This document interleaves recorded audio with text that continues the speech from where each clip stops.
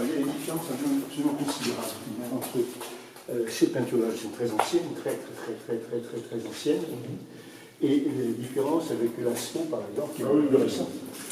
Là, ça serait apparemment les bois du mégacéros qui seraient déterminés par cette partie-là. Voilà, donc il jouait un peu sur toutes les formes. On se retrouve avec d'autres mammouths, vous voyez. Oui, moi je crois qu'il y a une sorte de sensibilité au volume, aux formes qui sont vues. Absolument. Voilà, et travailler avec, enfin c'est tout à fait évident. Et parfois, ils pouvaient aussi s'amuser à faire un dessin d'animal dans un autre, comme ici, on voit bien qu'ils sont imbriqués l'un dans l'autre, et c'est des très beaux mammouths. Et comme vous disiez tout à l'heure, ils ont vraiment une forme exceptionnelle. Donc il y a vraiment le trait qui part et qui est parfois sans interruption. Hein. C'est ça. On voit peu d'interruptions, c'est vraiment curieux. Et là, vous vous trouvez juste au-dessus du bouquetin de la découverte, qui est le premier qui a été fait. Et si on le voit bien, il y a vraiment un jeu fabuleux des cornes. On dirait qu'il y a une autre tête à l'intérieur de la tête, si vous regardez bien. Donc, oui, il y a une superposition tout à fait. de dessins, de peintures qui s'enchaînent comme ça dans le temps et dans l'espace. Alors, ce sont des peintures au trait, quasiment, on va dire ça comme ça. Oui. Mais effectivement, comme je pense peut-être, comme vous le disiez aussi, reprise avec la main. Tout à fait. Souvent, il y a des surlignes un petit peu avec le noir, par exemple, comme ici. Un petit mammouth qui est ici. Et là, on voit bien que l'œil est excentré, il est noir et rouge. Oui, oui. Et sa trompe, elle est droite, comme s'il était en charge. Exactement. Et la queue levée. Vraiment très mignon. Oui, très beau aussi.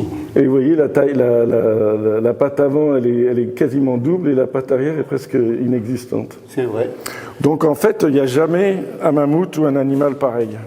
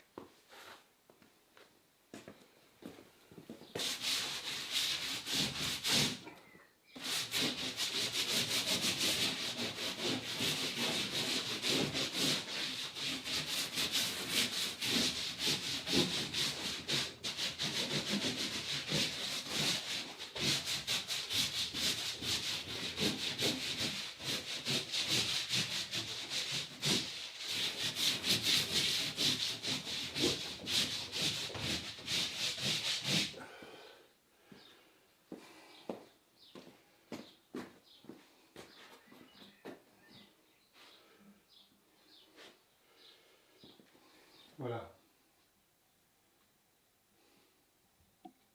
Ah oui, la même question se pose hier. Ah oui, je réfléchisse.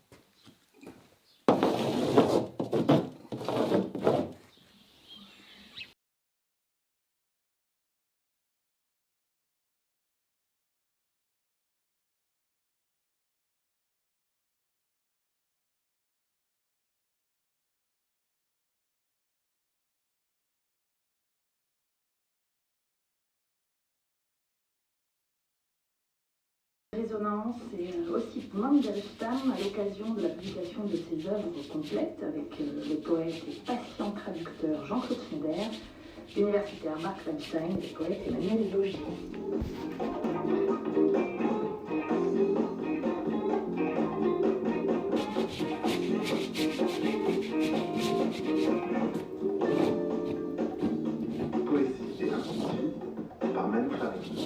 Et c'est jusqu'à 16h, Jean-Claude Schneider, Marc Weinstein et Emmanuel Logier, bonjour, bienvenue à tous les trois. Bonjour. Pour cette heure toute consacrée au poète russe Ossip Mandelstam, Jean-Claude Schneider ici, à Paris, à la Maison de la Radio.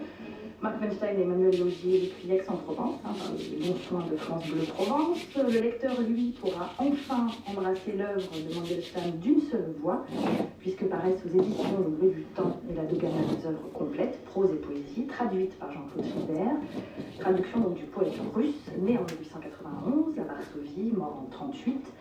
Broyé par son siècle chacal, disait-il, un mort épuisé, affamé, privé de publication, privé de poèmes, près de Vladivostok, alors qu'il était...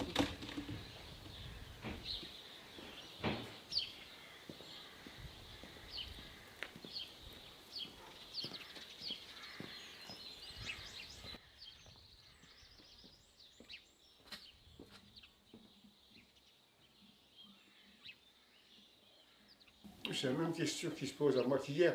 Et ça, c'est terrible. Je connais l'histoire et je sais ce qui se passe à chaque fois. Hein, c'est-à-dire que tout est remis en question. Voilà.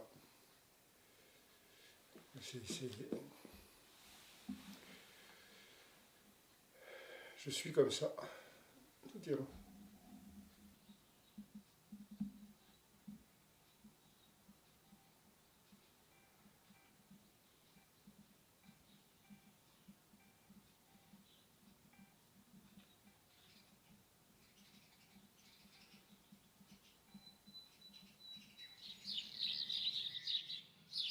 Cette nouvelle visite a, bien sûr, comme on dit, remis en question, rafraîchi tout ce que j'avais pu voir, rentrer à nouveau dans cet espace très particulier, en lui-même très particulier. D'ailleurs, toutes les grottes ont quelque chose de particulier, mais enfin, donc là aussi.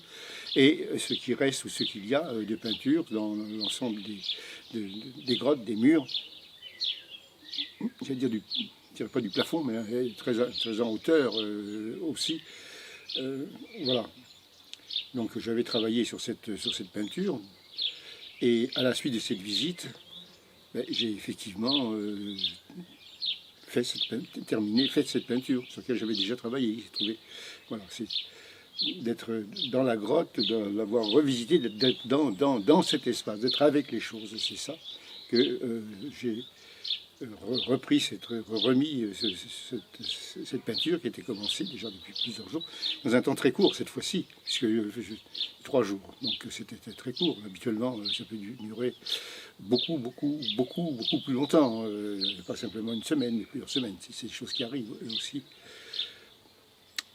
Voilà, immédiatement, ce que je peux dire à propos de cette peinture, de la présence de ce qu'il y a, de la grotte elle-même et de ce qu'il y a dans cette grotte. C'est-à-dire que l'espace de la grotte est une présence aussi. Il y a ce qu'il y a sur les parois, n'est-ce pas, et la façon dont ces choses sont présentes par rapport à ce qui est vu, ce qui a été vécu pour les gens qui ont fait ça, les peintres, les artistes qui ont fait ça, à ce moment-là, et puis la présence elle-même de son espace, de la grotte, voilà.